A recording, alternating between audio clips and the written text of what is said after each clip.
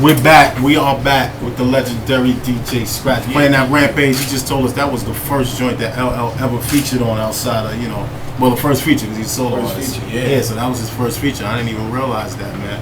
So we in the EPMD era, right? You know what I mean? At this point in your career, when we were talking about how you got down with EPMD and you were producing and stuff like that. So EPMD broke up, all the drama and all whatever happened. And so now it's just DJ Scratch. Right. So what was next? What happened? You tell us what's the story? How's things move from there? What do you do? Yeah, when they broke up, I just took a break really, man, because we was on tour for like 4 to 6 months out of the year all the time. I didn't even have a car, I didn't even need one. We was on the road so much. So when they broke up, I just took a quick break, and then I got time to focus on these beats again. You know what I mean?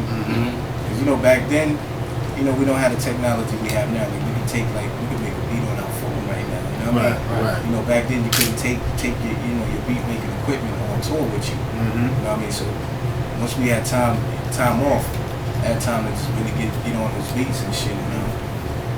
That's when I just started concentrating on the beats and learning the business. Right.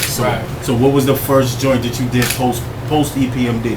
Post EPMD's the first joint I did was Busta Rhymes Do My Thing, which was his very first solo record he ever recorded. Oh, word? Yeah. Wow. The very first record he ever done as a solo artist. That's crazy. So how did you get the relationship with Busta? How did that happen? How did you get to even do that? Well, I knew Busta through because EPMD was managed by Rush. You know what I'm saying? Like damn near everybody was managed by Rush back then. You know what I mean? So we knew leaders.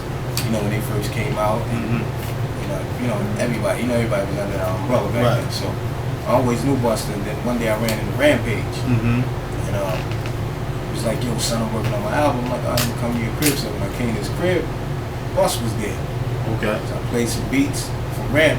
Ramp wasn't feeling it. Bus was like, "Yo, let me get that. Can I get that?" I'm like, what you gonna do with it, nigga? Because he didn't have a deal at the time. Right. I'm gonna do a solo album. And back then, nobody could imagine Busta Rhymes rhyming on the whole album. Right. Because he was so animated. He was like, thought he was just good for that little section that he came in and then be out. Yeah, so like back then, nobody believed in Busta. You know what I mean? And it was understandable. You know what I mean? Because he'd be so animated. Wow. A-list, so animated. A-list radio. Sorry. So there we go. Right. Okay, all right. Yeah, so it was like, he's animated, you know what I mean? So nobody would imagine Busta Rhymes on the whole record. So I believed in him, you know what I mean? And then on top of that, Busta's a producer too. Okay. Yeah. His beats is crazy. Yeah. He's too modest with his shit. But his beats is crazy too. So Busta's Jamaican, so that Do My Thing beat was just kick snare, one little small stab and heavy bass, you know what I mean?